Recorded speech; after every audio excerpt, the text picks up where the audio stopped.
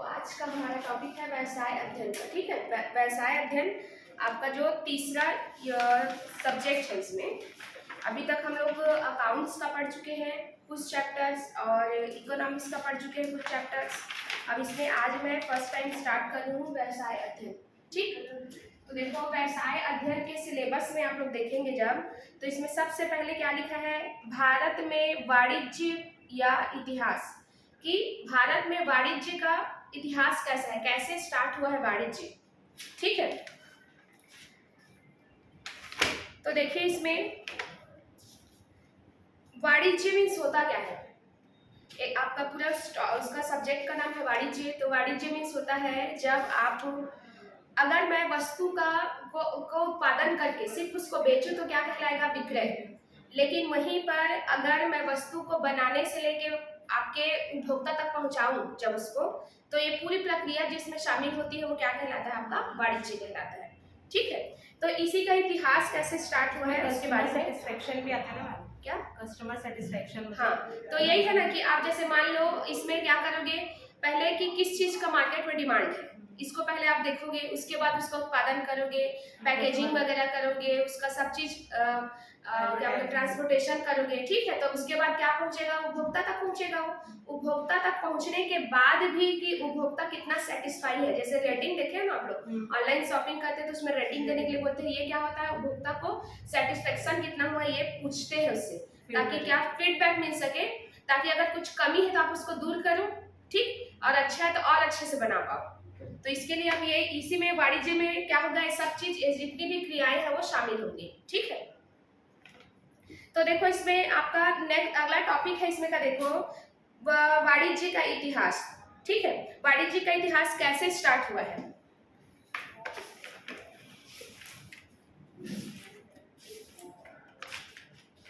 तो देखना इसमें वाणिज्य के इतिहास में पहला था, सबसे पहले लोग क्या करते थे, आखेट अवस्था। क्या होता है आखेट अवस्था मीन्स, इसमें आखेट मीन्स क्या होगा, सिर्फ ना व्यक्ति उस टाइम पे क्या सोचता था, हमारा जीवन यापन बस चल सके, मतलब उतना कमाते थे लोग ताकि उनका पेट भर सके, बस यही था उनका आखेट अवस्था में। ठीक, कि मानव सिर्फ अपने आवश्यक भोजन और आवास तक ही सीमित रहता था और उसी में अपना जीवन व्यतीत करता था। ठीक है, सबसे पहले। उसके बाद है दूसरा क्या है आपका, पशुपालन। मतलब अब उसके बाद क्या हुआ कि आप लोग देखें ना उसमें आदि मानव लोग फिर पहले क्या करते थे, सिर्फ और सिर्फ वो जानवरों को मार के अपना शिकार करके बस खाते थे। ठीक है, उन लोगों को सिर्फ इतना ही आता था। लेकिन उसके बाद धीरे धीरे वो पशुओं को देखकर जानने लगे कि पशुओं को मारा बस नहीं जा सकता, खाया बस नहीं जा सकता, इसका यूज भी किया जा सकता है। तो वो फिर क्या करने लगे, इस पशुओं का यूज करने लगे कृषि कार्य में, या फिर और इधर एक स्थान से दूसरे स्थान जाने के लिए। ठीक है, तो उनको ये पता चला कि पशुपालन से भी मतलब काम किया जा सकता है। तो इससे क्या करने लगे, पशुओं को यूज करने लगे अपने काम के लिए। फिर थर्ड है आपका कृषि अवस्था। ठीक है, तो कृषि अवस्था में अब वो क्या हुए, अब हम लोग जानने लग गए कि पशुपालन बस जरूरी नहीं है, उसके अलावा हम क्या कर सकते हैं, कृषि भी कर सकते हैं। अब कृषि करके भी क्या कर सकते हैं, व्यवसाय कर सकते हैं। कि जैसे मान लो आप धान उगाए और आपको किसी और चीज का जरूरत है, धान को बेच दिए, उससे खरीदे। ठीक है, तो इसके बाद एक क्या करने लगे, कृषि कार्य करने लगे। उसके बाद है आपका हस्तकला और दस्तकारी। ठीक, हस्तकला मीन्स क्या होगा, हस्तकला मीन्स ये होगा कि अब वो छोटे छोटे काम अपने हाथों से करने लगे। जैसे क्या क्या चीज हस्तकला में, जैसे दिया सलाई वाला हो गया। ठीक है, और बुनने का काम। ठीक है, जो छोटे छोटे काम जो हाथ से किए जाते हैं, जैसे जूट का जो भी ऐसे सामान वगैरह कुछ जूट के उसका बनाना है तो वो सब करने लगे ये वाले इसमें स्टेज में। फिर उसके बाद फिफ्थ स्टेज है आपका और गृह उद्योग मीन्स क्या होगा, वो छोटे छोटे अपने घर में मतलब आसपास के लोगों के साथ मिलकर वो क्या करने लगे, गृह कार्य उद्योग स्थापित करने लगे। जैसे मान लो अचार का हो गया, पापड़ हो गया, ये सब जो रहता है ना, तो ये क्या होता है, गृह उद्योग होता है, लघु उद्योग जिसको बोलते हैं। ठीक, तो ये सब क्या करने लगे उन लोग, फिर इसका व्यवसाय स्टार्ट करने लगे। फिर नेक्स्ट है आपका औद्योगिक अवस्था। औद्योगिक अवस्था में ही अब यही मेन है, अब क्या हो गया होने लगा, पहले तो छोटे छोटे उद्योग थे, अब क्या होने लग गया, औद्योगिक अवस्था में अब वो बड़े बड़े उद्योग स्थापित करने लग गए। ठीक है, जो ये आज के युग में अभी हमको देखने को मिलता है। ठीक, और ये कब स्टार्ट हुआ था, इंग्लैंड में औद्योगिक क्रांति के पश्चात स्टार्ट हुआ था कि उद्योगों की संख्या क्या करती गई, बढ़ती गई। फिर देखो इसमें बहुत सारे भारत के प्रमुख व्यापारिक और औद्योगिक केंद्र के नाम दिए गए हैं इसमें। तो जैसे लोहा और इस्पात उद्योग में क्या क्या उद्योग हैं आपके, जमशेदजी टाटा राउरकेला इस्पात संयंत्र, भिलाई लौह इस्पात संयंत्र, दुर्गा इस्पात संयंत्र। तो बहुत सारे क्या है आपके लोहे और इस्पात से रिलेटेड ये सब औद्योगिक वो है आपके, ठीक है, उपक्रम है। फिर वैसे एल्यूमिनियम का देखूं अगर मैं तो क्या है, Indian aluminium company, Bharat aluminium company, NALCO, ये सब हो गया एल्यूमिनियम से रिलेटेड। ठीक, फिर वैसे सीमेंट उद्योग में क्या है, पोरबंदर, कटनी और लाखेरी, ये सब क्या है आपके सीमेंट से रिलेटेड। फिर इसके कोयला में भी वैसे गोंडवाना कोयला क्षेत्र, टर्शियरी कोयला क्षेत्र, ये सब क्या है आपके कोयला उद्योग है। तो इसमें यही बताया है कितने सारे उद्योग अभी भारत में व्यापारिक और औद्योगिक केंद्र है, उसके बारे में यहाँ नाम बताया गया है। ठीक है, वैसे पेट्रोलियम उद्योग में देखो यहाँ पर लिखा है कि परिशोधन बिना ऑयल रिफाइनिंग, जो मध्य प्रदेश में है। ठीक है, गुरु गोविंद सिंह रिफाइनिंग पंजाब में है। ठीक है, कपड़ा उद्योग में वैसे सूती उद्योग मुख्य रूप से महाराष्ट्र और तमिलनाडु में है। रत्न एवं आभूषण उद्योग जो कर्नाटक, महाराष्ट्र, छत्तीसगढ़, ये सब में आपके आएगा क्या, आ सकता है? हाँ, आ सकता है। जैसे मान लो कि लौह उद्योग में कौन कौन सा उद्योग है, जैसे आप जानते रहोगे तभी बता पाओगे इसको।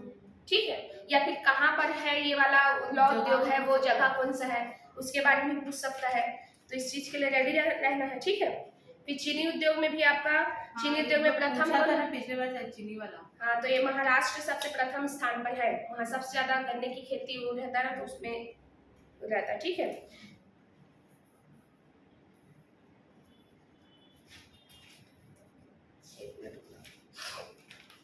अब देखो यहाँ से ना आपका नेक्स्ट अगर मैं देखूँ यहाँ पर भारत के प्रमुख व्यापारिक केंद्र, अभी मैं आप लोग को इधर आप लोग दोनों के पास है गरिमा अंकिता, ये सब नाम अभी जो उद्योग का नाम दी हूँ वो सब बुक रखे ना आप लोग? मेरे पास तो 12th का है।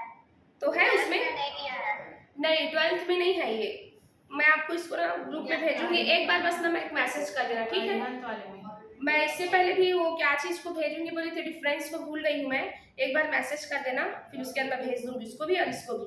ठीक है, ताकि आप लोग नोट डाउन कर लेना इसको, आप लोग के पास ये वाला बुक नहीं है तो। देखो अब इसके बाद आपका नेक्स्ट दिखा रहा है भारत के प्रमुख औद्योगिक केंद्र, यही सब है। अब उसके बाद नेक्स्ट दिखा रहा है आयात और निर्यात। अच्छा, क्या सिलेबस में लिखा है क्या कि भारत के प्रमुख औद्योगिक केंद्र? तभी फर्स्ट उसमें पूरा लिखा है। अब देखो नेक्स्ट है आपका आयात और निर्यात। क्या होता है आयात और निर्यात? आयात मीन्स क्या होता है, जब आप दूसरे देश से अपने देश के लिए कुछ सामग्री या फिर कुछ क्या बोलते वस्तुएं मंगाते हैं तो उसको बोलते हैं आयात। और वहीं पर निर्यात क्या होगा, जब हमारे देश से जो भी उत्पादन जो आपके देश में जरूरत है जितना उतना हो जाने के बाद में जो बच जाता है उसको क्या करते हो, निर्यात करते हो।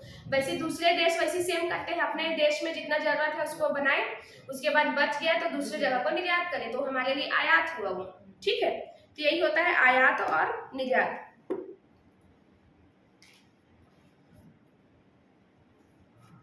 अभी इसमें ना जो भारतीय प्रायद्वीप विश्व अर्थव्यवस्था में स्थान अगर पूछा है तो इसमें ये लिखा है कि 2005 में ना 10वें स्थान पर था। ठीक है, कौन, एक मिनट में, अमेरिका क्या है,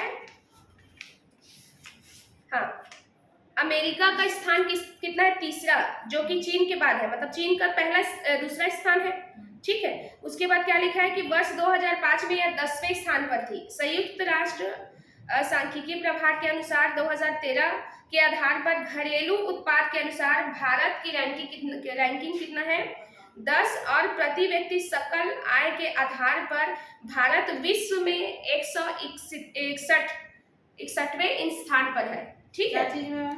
अगर इसमें भारत में इसका घरेलू उत्पाद में देखा जाए ना तो 10वें रैंक पे है। कौन? भारत। ठीक है, विश्व में। फिर उसके बाद में क्या बोला है कि प्रति व्यक्ति सकल आय अगर देखा जाए तो भारत विश्व में 161वें स्थान पर है अभी। उसको और एक बार क्रॉस चेक करना पड़ेगा, तो इसके अकॉर्डिंग है अभी 2013 के अनुसार है। ठीक है, तो यही आपके फर्स्ट इसमें का जो चैप्टर दिया है ना उसमें का इतना ही कवर हुआ।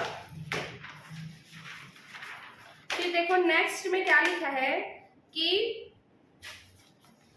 व्यवसाय प्रकृति एवं उद्देश्य, कि व्यवसाय की प्रकृति और उद्देश्य क्या है। तो इसमें फर्स्ट टॉपिक आपका लिखा है प्रारंभिक, और जिसमें फर्स्ट है आपका मानवीय क्रियाएं। मानवीय क्रियाएं मीन्स क्या होता है बताओ तो? इंग्लिश में क्या बोलते हैं? Human activities. ठीक है, इसमें शायद नहीं है ह्यूमन एक्टिविटीज का, तो सीधा आर्थिक अनार्थिक है। इसके बाद जो पढ़ाऊंगी ना वो है इसमें। ठीक, ह्यूमन एक्टिविटीज मीन्स क्या है इसमें नहीं दिया है। ठीक, ह्यूमन एक्टिविटीज मीन मतलब मनुष्य कुछ ना कुछ काम जरूर करता है। ठीक है, वही जो अपने काम जो काम करता है उसी क्या बोला जाता है? Human activities. तो जैसे इसमें देखो अगर मैं खेती कर रही हूँ तो भी ह्यूमन एक्टिविटीज है, पढ़ाई लिखाई कर रही हूँ तो खाना पकाना कर रही हूँ, तो ये सब चीज क्या है आपका ह्यूमन एक्टिविटीज है। अब वहीं पर ये क्यों करता है? एक तो कई लोग क्या करते हैं किसी न किसी आवश्यकता के लिए या फिर अपने इच्छा की संतुष्टि के लिए। जैसे मान लो अगर मैं कोई काम कर रही हूँ तो पैसा कमाने के लिए करूंगी, लेकिन कई लोग कुकिंग करते हैं तो एक व्यक्ति का कुकिंग करना पसंद होगा तो अपनी संतुष्टि के लिए मेरे को सेटिस्फैक्शन मिलता है, और एक व्यक्ति वहीं पर जो होटल में काम करता है वो खाना बनाएगा तो पैसे कमाने के लिए बनाएगा। ठीक है, तो इसी को क्या बोला जाता है? मानवीय क्रियाएं। मतलब वो सभी काम जो आपकी आवश्यकता या इच्छा पूर्ति के लिए किया जाता है उसको क्या बोला जाता है? मानवीय क्रियाएं कहा जाता है। ठीक है, अब इसी में है कि आपका मानवीय क्रियाओं को आर्थिक और अनार्थिक दोनों श्रेणियों में बांटा गया है। तो आप लोग देखेंगे ना जब 11th का चैप्टर तो यहीं से स्टार्ट हुआ है। सबसे पहले यहीं से बोला है कि मानवीय क्रिया करके हेडिंग ही दिया, उसके बाद फिर आर्थिक और अनार्थिक क्रिया बोला गया। ठीक है, तो देखो अब ह्यूमन एक्टिविटीज को जो मानवीय क्रियाएं हैं उसको दो पार्ट में डिवाइड किया गया है। पहला है आपका आर्थिक और दूसरा है अनार्थिक। ठीक, अब यहीं से स्टार्ट होता है आपका क्या चीज? ये व्यवसाय का सिलेबस, मेन सिलेबस आपका। ठीक, तो देखेंगे इसमें आर्थिक क्रियाएं मीन्स क्या होगा? नाम से पता चल रहा है अर्थ। अर्थ मीन्स क्या होता है? पैसा या धन। जब आप ऐसी क्रियाएं करते हैं जिससे आपको धन मिलता है, पैसा मिलता है, ठीक है, तो आपका आर्थिक क्रिया कहलाएगा। अब वहीं पर आप जब कोई अनार्थिक मीन्स क्या होगा? जिसमें आप सिर्फ सेवा भावना से अगर कोई काम करते हैं तो आपका अनार्थिक क्रिया कहलाता है। जिसमें आप एग्जाम्पल में ले सकते हो कि समाज सेवा करना, पानी पिलाना, सोशल वर्क जो करते हैं। ठीक है, और इसमें क्या होगा? आर्थिक में क्या होगा? जैसे आप कोई व्यवसाय कर रहे हो, उद्योग स्थापित किए हो, या फिर रोजगार या फिर पेशा, तो ये सब में क्या होता है आपका? सब में आप इसमें पैसा कमाते हो ना, आपका लाभ पैसा कमाना ही आपका लक्ष्य होता है। ठीक है, लाभ कमाना। और जबकि जो अनार्थिक क्रिया होता है उसमें आपका मेन पर्पस क्या होता है? सेवा भावना। ठीक है,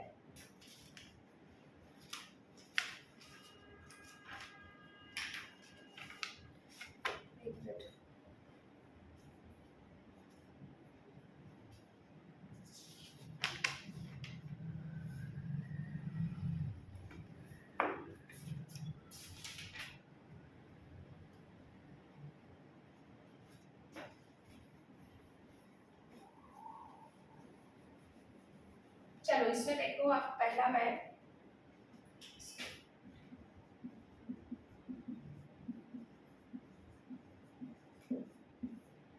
देखो इसमें आपका अब लिख रही हूं मैं आर्थिक क्रियाएं। ठीक है, ये आर्थिक क्रियाएं अब हेडिंग है आपका मेन, यहाँ से स्टार्ट होता है। आर्थिक क्रियाएं में देखो इसकी विशेषता क्या क्या हो सकती है आर्थिक क्रियाओं की। पहला है आर्थिक उद्देश्य। आर्थिक उद्देश्य मतलब इसका मेन पर्पस ही होता है अर्थ कमाना, मतलब पैसा कमाना। ठीक है, इसी उद्देश्य से क्या किया जाता है? आर्थिक क्रिया किया जाता है। दूसरा है सामाजिक क्रिया। सामाजिक क्रिया मीन्स क्या होगा कि ये समाज के लिए ही काम किया जाता है ना। जैसे मान लो आप व्यवसाय स्थापित करें हो, सिर्फ अपने घर के लिए करोगे क्या, या अपने लिए करोगे क्या? नहीं, समाज में जितने लोग, अब समाज मीन्स क्या होता है, आपके घर परिवार, आपके पड़ोस, स्कूल, विद्यालय, जो भी आपके समाज के लोग हैं, ये सब क्या कहलाता है? आपका समाज कहलाता है। ठीक है, पास पड़ोस जो भी चीज है। तो आप ये आर्थिक क्रिया करते क्यों हो? समाज के लिए। ठीक है, एक तो आप उनकी इच्छा की पूर्ति कर रहे हो, जो भी मांग रहे हो वो, और दूसरा उससे पैसा मिल रहा है, तो आप अपनी जरूरतों को पूरा कर रहे हो। तो इसलिए इसको क्या बोला जाता है? सामाजिक क्रिया बोला जाता है। फिर नहीं, सामाजिक क्रिया में पैसा नहीं मिलता ना। हाँ, नहीं, इसमें सिर्फ आप क्या करते हो, उन्हीं के अकॉर्डिंग आप उत्पादन कर रहे हो। सामाजिक क्रिया में से यहाँ पर अनार्थिक क्रिया नहीं बोली हूँ। सामाजिक क्रिया इसलिए बोला जाता है इसको क्योंकि समाज के लिए काम करते हो ना आप इसमें। ठीक है, डॉक्टर लॉयर है तो समाज के लिए तो करे, लेकिन पैसा कमाते जरूर हम, उनकी इच्छा पूर्ति करके उसके बाद अपने उसको इच्छा पूर्ति करते हैं ना लोग। इसलिए अगला है कानून का पालन।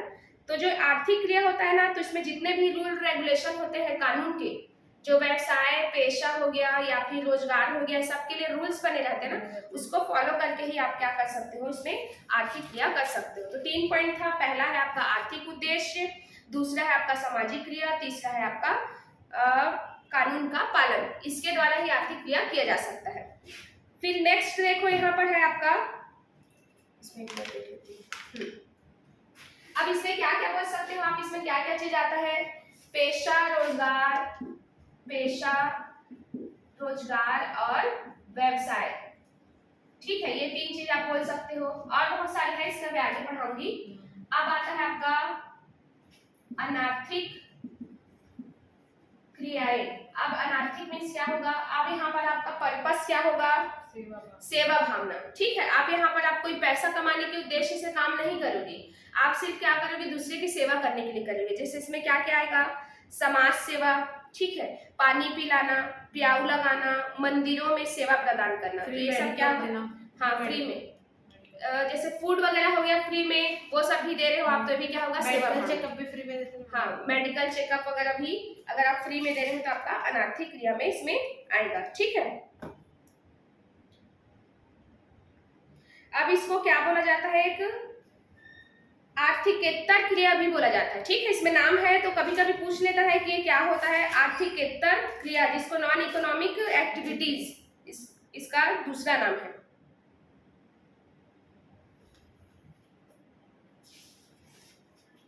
अब देखो, मैं इसमें आर्थिक और अनार्थिक में क्रिया में डिफरेंस बताती हूँ। इसके बीच में डिफरेंस क्या है?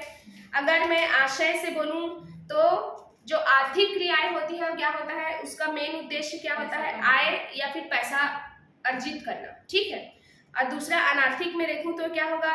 इसके अंतर्गत आप प्रत्यक्ष रूप से वित्त से संबंधित नहीं होता, ये सिर्फ क्या होता है? आपका सेवा भावना से रिलेटेड होता है। वहीं पर अगर इसका उद्देश्य देखा जाए तो ये आर्थिक उद्देश्यों की पूर्ति के लिए किया जाता है। मतलब आपका उद्देश्य क्या है? अर्थ कमाना, यही आपका उद्देश्य रहता है। जबकि आपका अनार्थिक में क्या होता है? सामाजिक और मनोवैज्ञानिक उद्देश्यों की पूर्ति के लिए काम करते हो, तो आपका अनार्थिक क्रिया कहलाता है।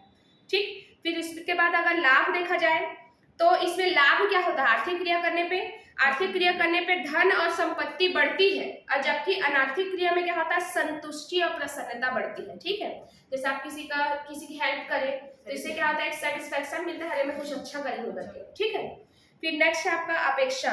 लोग इसमें लाभ या धन की अपेक्षा रखते हैं, किसमें? आर्थिक क्रिया में, और जबकि अनार्थिक में क्या करते हैं? वो लाभ और धन की अपेक्षा नहीं करते कि अगर मान लो मैं किसी की हेल्प कर रही हूँ तो इसके बदले मुझे कोई पैसा दे देगा या उससे मेरा कुछ फायदा निकलेगा, ऐसा अनार्थिक में नहीं होता। ठीक, देखो, तो अगर आप सिलेबस देख रहे हो तो सिलेबस में जो दूसरा पॉइंट लिखा है कि मानवीय क्रिया, मानवीय क्रिया अभी बताइए आप लोग को। फिर इसके बाद नेक्स्ट लिखा है क्रियाओं को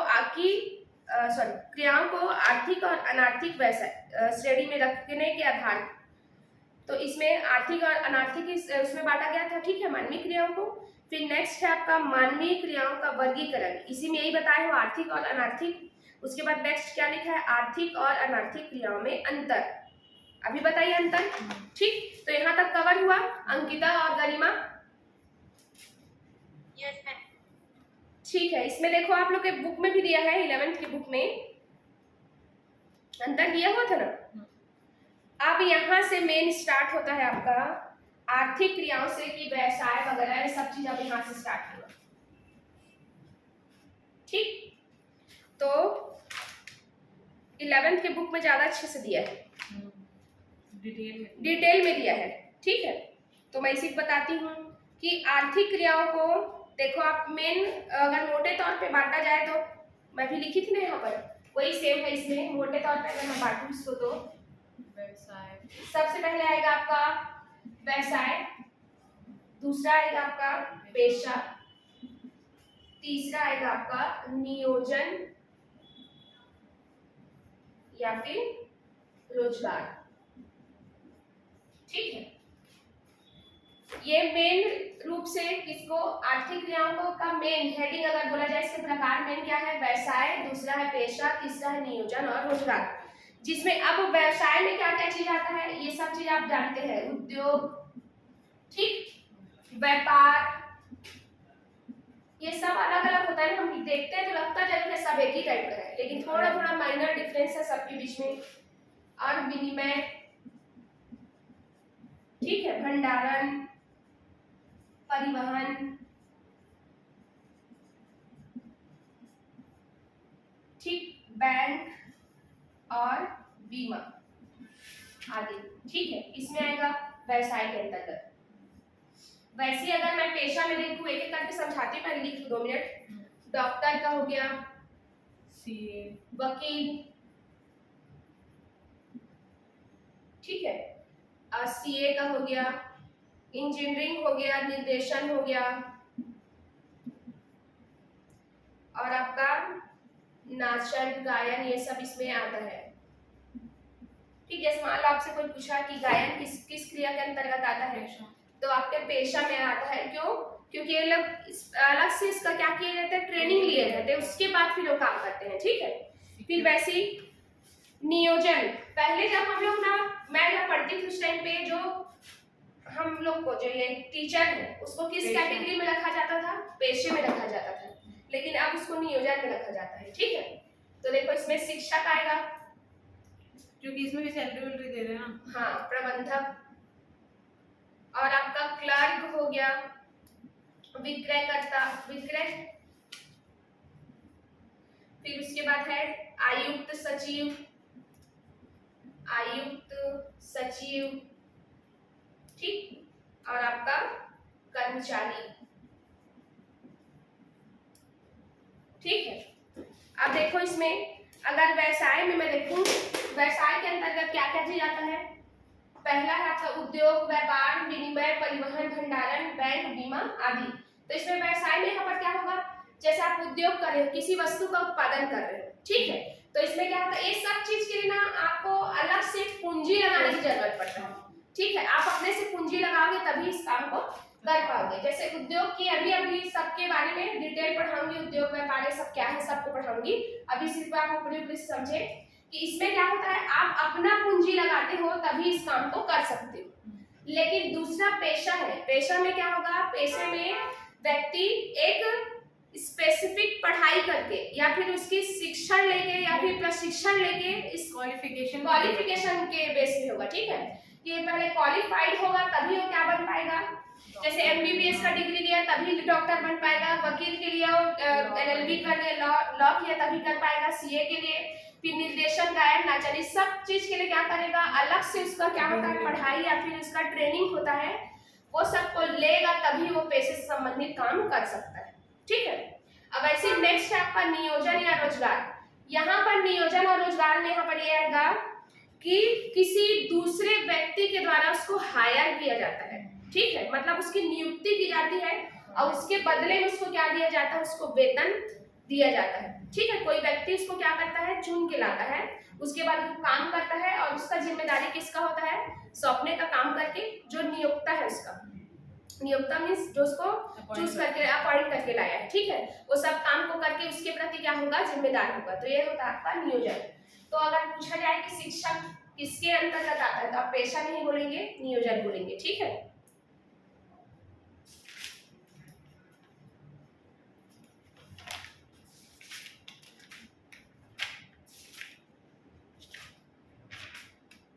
देखो तो अब इसके बाद मैं एक एक पॉइंट पढ़ाते जाती हूँ आप लोग को कि सबसे पहले आपका क्या स्टार्ट हो गया यहाँ पर व्यवसाय।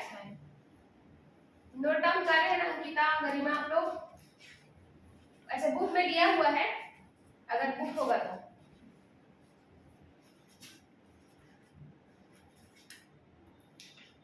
चलो इसमें इतना डीपली नहीं किया है। नहीं नहीं, सब ऊपर से दिया है इसमें।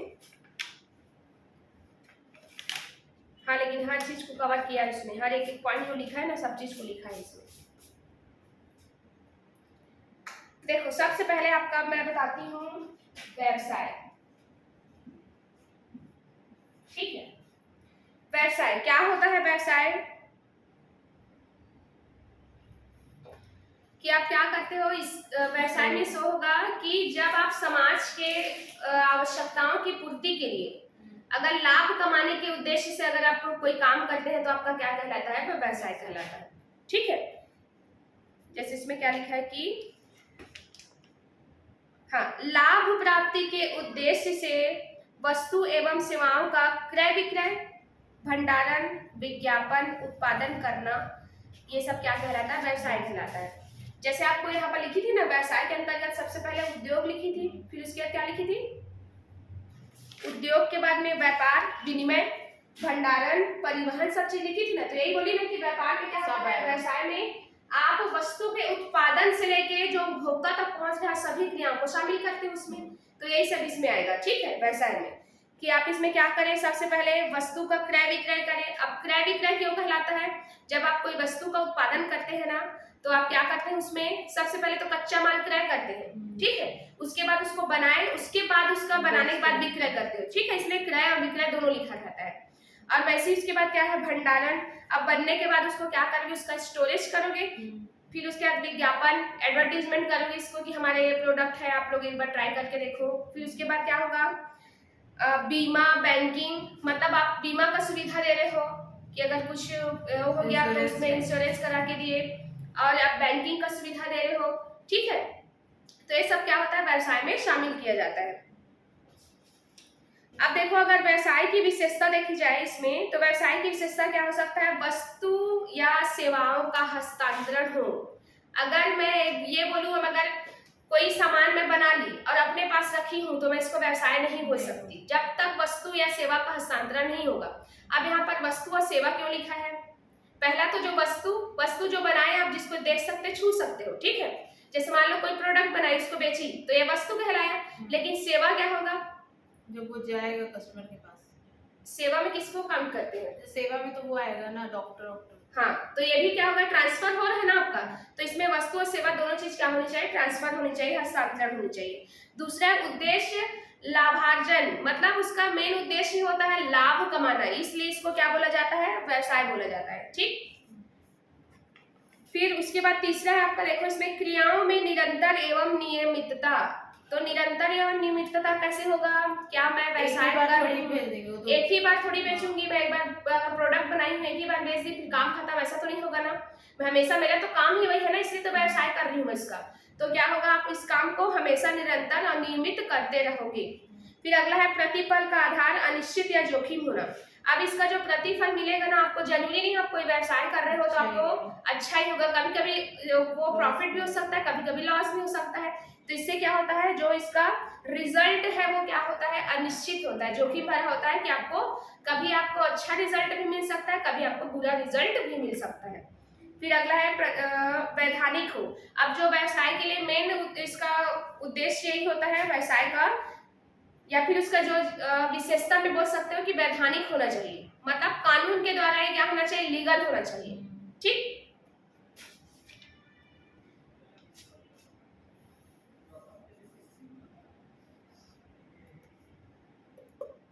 अब इसमें देखना एक और पॉइंट लिखा है समाज को लाभ। समाज को लाभ मीन्स ये होगा कि आप ऐसे प्रोडक्ट बनाओ जिससे समाज को लाभ हो सके। जैसे मान लो मैं, जिससे समाज को क्या होता है? हानि होता है। जैसे मान लो मैं कोई जैसे शराब बना रही हूँ, खैर उसको भी दिया गया है, बेचते हैं, ठीक, तो इलीगल है वो, ठीक है। और वैसे अगर मान लो मैं तंबाकू, बीड़ी ये सब बना रही हूँ, ठीक, तो ये भी व्यवसाय रहता जरूर है, लेकिन ऐसा हमको व्यवसाय करना चाहिए जिससे समाज को क्या हो? लाभ हो, ठीक है।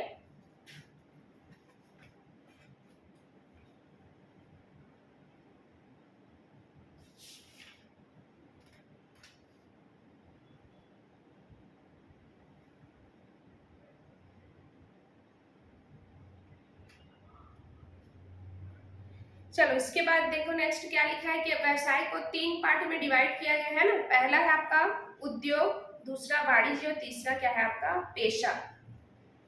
ठीक,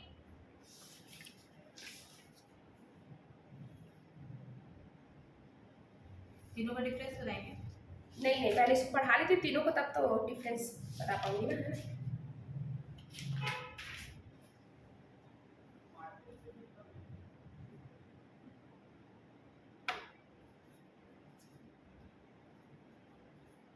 इसमें भी यहीं पर सेम दिया है, व्यवसाय के बारे में लिखा है ना यहाँ पर। तो इसमें लिखा है ना मानवीय आर्थिक क्रियाएं, उपयोगिता का सृजन, ये सब जो है बिजनेस प्रोफेशन एंड एम्प्लॉयमेंट वाले में दिया होगा आपके में। ठीक है, अब देखो मैं पेशा बताती हूँ। पेशा मीन्स क्या होगा? पेशा एक ऐसी क्रिया है जिसमें क्या करते हो, विशिष्ट ज्ञान, प्रशिक्षण, कार्य पद्धति या अनुभव के आधार पर मानव की सेवा के लिए किया जाता है। ठीक है, जैसे मान लो आप विशिष्ट ज्ञान प्राप्त करें, जैसे मान लो आप डॉक्टर बनना चाहते हो, किसी का इलाज करना चाहते हो, तो उसके लिए एमबीबीएस का पूरा पढ़ाई करना पड़ेगा। ठीक, उसके बाद आपको ट्रेनिंग भी लेना पड़ेगा। फिर कार्य पद्धति, उसके जो भी प्रोसीजर है जिसको आपको जितना ट्रेनिंग लेना हो सब लोगे। फिर अगर जितना ज़्यादा इसमें जो पेशा होता है ना, उसमें अनुभव जो एक्सपीरियंस है वो बहुत ज़्यादा इम्पोर्टेंट होता है, क्योंकि जो जितना ज़्यादा जिसका ज़्यादा एक्सपीरियंस होता है उस काम में ज़्यादा माहिर होता है। ठीक है, जैसे कोई नया बंदा, कोई जैसे मान लो कोई डॉक्टर बना है तो उसका अनुभव और जो बहुत साल से काम कर रहा है उसका अनुभव अलग अलग होगा।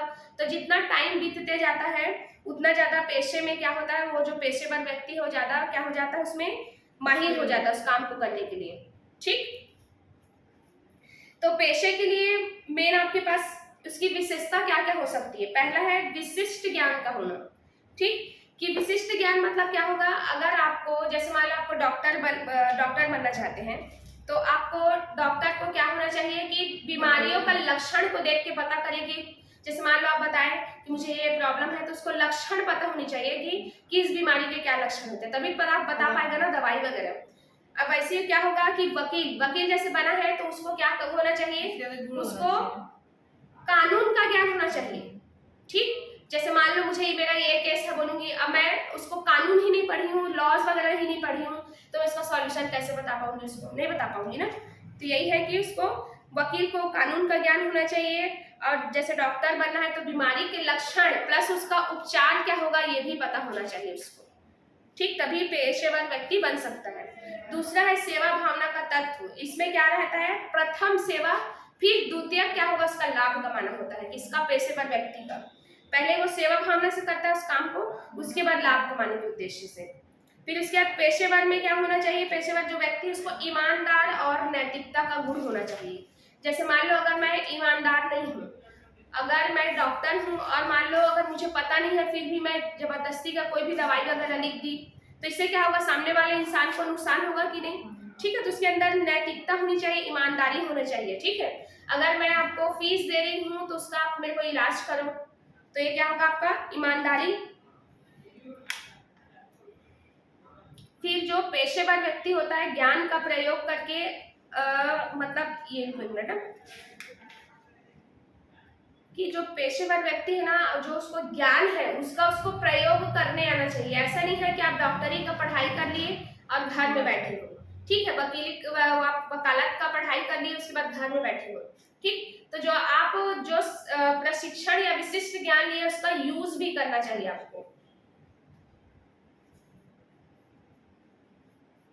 अब इसमें ये लिखा है कि जो पेशेवर व्यक्ति है ना, उसको व्यावसायिक निकाय की सदस्यता अनिवार्य है। जैसे व्यावसायिक निकाय की सदस्यता का क्या है, यहाँ पर देखना आप लोग 11th के बुक में ऐसे डायग्राम बने हैं, उसमें है ना बॉक्स में, कि जो मेडिकल के पढ़ाई के लिए क्या होता है, अगर आप मेडिकल में है तो क्या मेडिकल काउंसिल ऑफ इंडिया, विधिक कानून में है, कानूनी है तो आपका क्या होगा बार काउंसिल ऑफ इंडिया, लेखा कर्म के लिए है institute of chartered accountant of India. ये सब चीज आपके क्या होने चाहिए, ये सब उसके निकाय है। ठीक है, इन्हीं से ही क्या मिलता है उसको, हाँ सर्टिफिकेट मिलता है हम लोग को कि हाँ आप ये काम आगे आप कर सकते हो। ठीक,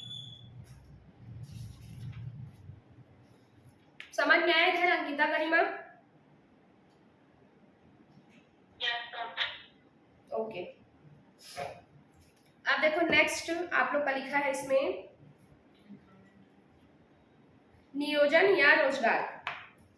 अभी नियोजन, रोजगार या सेवा, ठीक है, सेवा भी बोलते हैं इसको।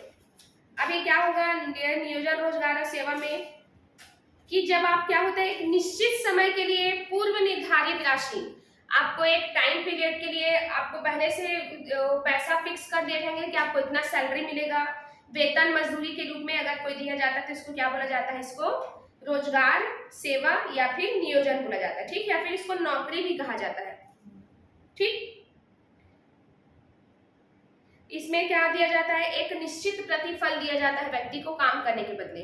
जैसे मान लो मुझे टीचर के लिए अपॉइंट किए हैं, तो एक लिमिटेड टाइम के लिए होगा ना, एक निश्चित समय के लिए होगा कि मैं जिंदगी भर जब तक मरूंगी नहीं तब तक टीचर ही रहूंगी, नहीं रहूंगी ना। जैसे मान लो मेरा गवर्नमेंट जॉब लगता है तो फिर इससे क्या होगा कि हाँ 62 या 65 साल तक जो भी है उतने टाइम तक बस पढ़ाऊंगी, उसके बाद मेरे को रिटायरमेंट हो जाएगा मेरा, ठीक। उसके बाद एक मेरा सैलरी पहले से फिक्स रहेगा और जो भी मैं काम करूंगी उसके लिए जो मुझे नियुक्त किया उसके लिए मेरा वो जिम्मेदारी रहेगा कि मैं उस काम को अच्छे से करूं, उनको बताऊं, ठीक। जैसे अगर कोई आप ऑफिस वगैरह में काम कर रहे हैं, आपको जो हायर करके रखा है, तो आप अपने काम के लिए किसके लिए जिम्मेदार रहोगे, जो आपको हायर किया है, ठीक है, एम्प्लॉयर के लिए।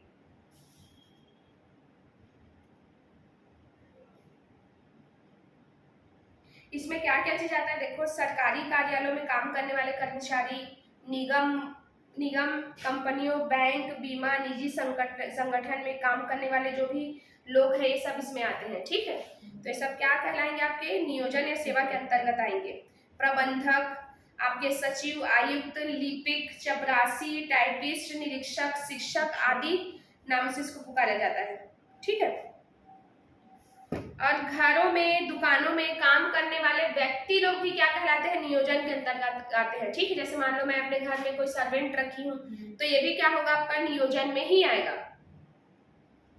तो अब बेसिक डिफरेंस पता चला किसका, व्यवसाय का, दूसरा प्रोफेशन, उसका पेशे का, तीसरा है आपका रोजगार या नियोजन, ठीक है ना। अब इसमें नेक्स्ट क्या लिखा है, व्यवसाय, पेशा और तीनों का डिफरेंस। पहले समानता बता देती हूँ, ठीक है, फिर डिफरेंस बताती हूँ इसके बाद।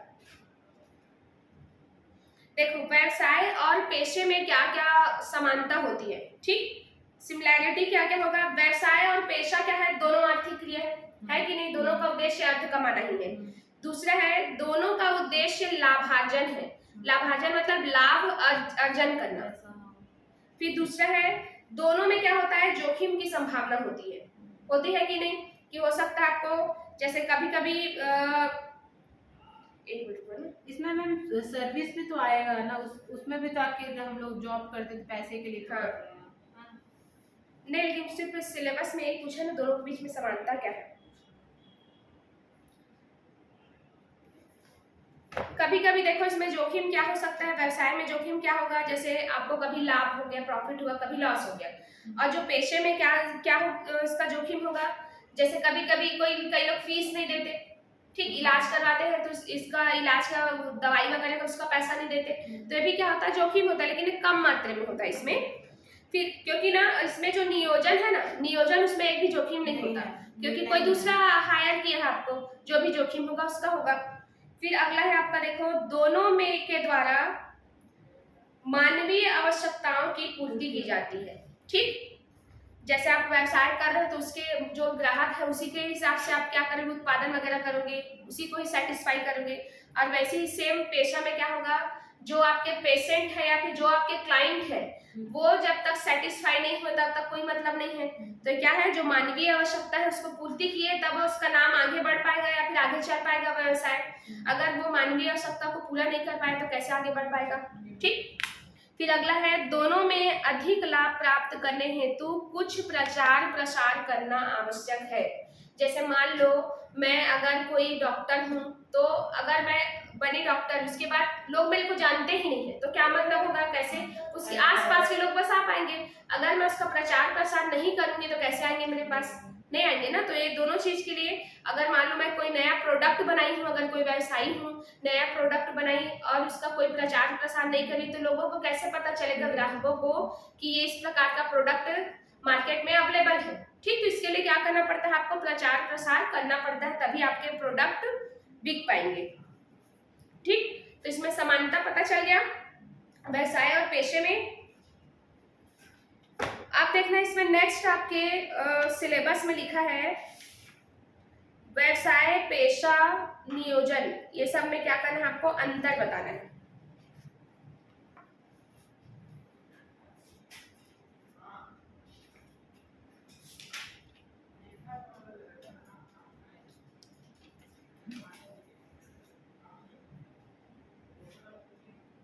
रुको, उससे पहले ना मैं ये वाला पढ़ाई थी लगा मेरे को आप लोग को व्यावसायिक क्रियाओं का वर्गीकरण, जिसमें प्राथमिक, द्वितीयक और तृतीयक उद्योग जो था बुक में ना पहले डिफरेंस दिया, उसके बाद वो दिया है ना, दिए है क्या?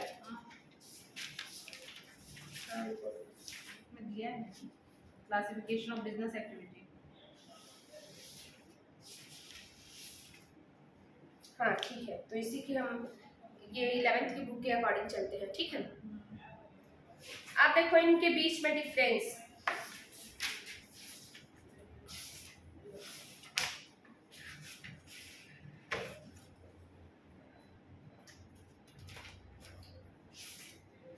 देखो व्यवसाय, पेशा और रोजगार में अंतर, पेशा और रोजगार में अंतर। ठीक है, अब तीनों में डिफरेंस देखूंगी अगर, तो अगर सबसे पहले मैं देखूं कि शुरू करने के लिए शुरू कैसे स्टार्ट हुआ, प्रारंभ कैसे हुआ है, तो पहला जो ना आपका व्यवसाय है वो क्या होगा, उद्यमी के निर्णय के द्वारा। उद्यमी मीन्स क्या होता है, जो रिस्क लेता है। जैसे मान लो मैं नया व्यवसाय स्टार्ट कर रही हूँ, अगर मैं रिस्क ही नहीं लूंगी तो कैसे मैं स्टार्ट कर पाऊंगी। जैसे मैं सोचूंगी अरे नया नया उद्योग स्थापित कर रही हूँ, चलेगा कि नहीं चलेगा, तो इसी रिस्क को तो लेना है। ठीक, अगर मैं रिस्क के डर से ही अगर व्यवसाय स्टार्ट नहीं करूंगी तो मुझे कैसे पता चलेगा कि लाभ होगा कि नहीं होगा। तो पहले कहाँ से स्टार्ट होता है, ये उद्यमी के निर्णय से। कौन सा व्यवसाय, ये उद्यमी के निर्णय से। ठीक, दूसरा आपका जो पेशा है वो कहाँ से स्टार्ट होता है, योग्यता या कुशलता के ग्रहण के पश्चात। अब अगर मैं मान लो MBBS कर ली तो ये मेरे को योग्यता मिल गया। ठीक, या फिर जैसे मान लो, जैसे अगर मैं डांस अगर मैं जानती हूँ, अगर मैं डांस का ट्रेनिंग ली हूँ, अगर गायन का ट्रेनिंग ली हूँ, उसको ट्रेनिंग लेने के बाद मैं इसमें कुशल हो गई उस काम को करने के लिए, उसके बाद मैं क्या करूंगी, इसको स्टार्ट कर सकती हूँ। ठीक है, तो ये कैसे स्टार्ट होता है, योग्यता और कुशलता से। फिर अगला है आपका जो रोजगार है, वो कैसे स्टार्ट होगा, सेवा अनुबंध के बाद। सेवा अनुबंध के बाद जैसे मान लो अभी टीचरशिप का आया वैकेंसी, उसके बाद क्या हुआ, हम लोग क्वालिफाइड कर लिए सब, उसके बाद सबका क्या हो गया, सिलेक्शन हो गया। अब जैसे सिलेक्शन हुआ उसके बाद आप इसको अपना रोजगार स्टार्ट कर सकते हो। ठीक, तो ये क्या होगा आपका अनुबंध के पश्चात, जो सेवा अनुबंध के पश्चात आप देखेंगे इसमें योग्यता क्या क्या होनी चाहिए तीनों के लिए। पहला जो आपका लिखा है ना पेशा के लिए क्या योग्यता होनी चाहिए बताओ, कुछ योग्यता की आवश्यकता है क्या इसमें? नहीं, पेशा के लिए है ना, उसपे सॉरी रोजगार के लिए। रोजगार के लिए कोई न्यूनतम योग्यता होनी चाहिए ऐसा कुछ नहीं है कि आप 12th पास हो या ग्रेजुएट हो, ऐसा कुछ भी नहीं है। जो अनपढ़ है, जो कुछ भी नहीं पढ़ा, वो भी व्यवसाय कर सकता है। लेकिन वहीं पर अगर मैं पेशे में बोलूं तो इसके लिए क्या होना चाहिए, पेशेवर योग्यता होनी चाहिए प्लस ट्रेनिंग की आवश्यकता इसमें होती है। ठीक, फिर अगर मैं इसमें देखूं कि इसमें लास्ट वाला उसमें रोजगार में देखूं तो नौकरी की प्रकृति के अनुसार आप में क्या होनी चाहिए, योग्यता। जैसे मान लो मुझे कुक अगर मेरे को अपॉइंट किया गया है, अगर मेरे को खाना बनाने ही नहीं आता तो मेरा कोई मतलब नहीं है, उसमें रोजगार कर ही नहीं पाऊंगी। ठीक, फिर अगला है देखो पूंजी निवेश। पूंजी निवेश मीन्स क्या होगा, आप उसमें कितना कैपिटल लगाओगे। तो मुझे बताओ व्यवसाय में पूंजी निवेश की आवश्यकता होती है कि नहीं? होती है, क्योंकि आप इसमें व्यापार करना चाहते हो तो शुरू में आप पैसा लगाओगे ही। दूसरे में पेशे में क्या होता है, नॉमिनल या फिर आप ये बोल सकते हैं सीमित पूंजी की आवश्यकता होती है इसमें भी, लेकिन सीमित पूंजी की आवश्यकता होती है। लेकिन वहीं पर अगर मैं लास्ट वाले में देखूं, क्या मुझे इसके लिए क्या बोलते हैं शिक्षक बनने के लिए या क्लर्क वगैरह ऐसा बनने के लिए क्या मुझे पूंजी की आवश्यकता हुई क्या? नहीं, तो इसमें पूंजी की आवश्यकता नहीं होती। और अगर जोखिम का बात करूं इसमें व्यवसाय में, तो व्यवसाय में जोखिम क्या होता है, ये बड़ी मात्रा में होता है। ठीक है, कि हो सकता है आपको क्या होगा, इसमें जो जोखिम होगा अनिश्चित होगा आपका जोखिम, कि हो भी सकता नहीं भी हो सकता। लेकिन आपका जो ये दूसरा वाला है पेशा में क्या होता है, कम जोखिम होता है।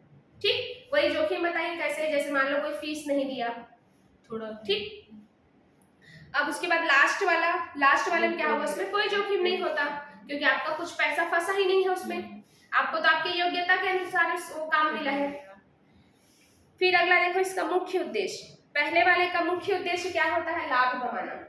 दूसरे वाले का जो आपका व्यवसाय का मुख्य उद्देश्य होता है लाभ कमाना। पेशे का मुख्य उद्देश्य क्या होता है, सेवा प्रदान करना। और आपका जो रोजगार होता है उसका मुख्य उद्देश्य क्या होता है, कि जो नियोक्ता है उसको संतुष्ट करना। जैसे मान लो मेरे को जो हायर करके रखा है, अगर वही संतुष्ट नहीं है मेरे काम से तो मेरे को निकाल देगा। तो ये क्या होता है इसका मुख्य उद्देश्य, जो नियोजक है संतुष्ट कर वेतन प्राप्त करना और आय कमाना। ठीक, अब इसमें प्रतिफल। अब इसका प्रतिफल मीन्स क्या होगा, आपको क्या मिलेगा उसके बदले में। तो जो व्यवसाय के बदले में आपको क्या मिलेगा, लाभ। और पेशे के बदले में क्या मिलेगा आपको, फीस। फिर उसके बाद आपको रोजगार के बदले में क्या मिलेगा, पारिश्रमिक। जैसे मान लो वेजेस हो गया या फिर सैलरी हो गया, मजदूरी या फिर वेतन। ठीक है, इसमें और कोई पॉइंट दिया है क्या 11th बुक में? एक वो आचरण वाला था ना। हाँ, आचरण संहिता। आचरण संहिता मीन्स क्या होगा,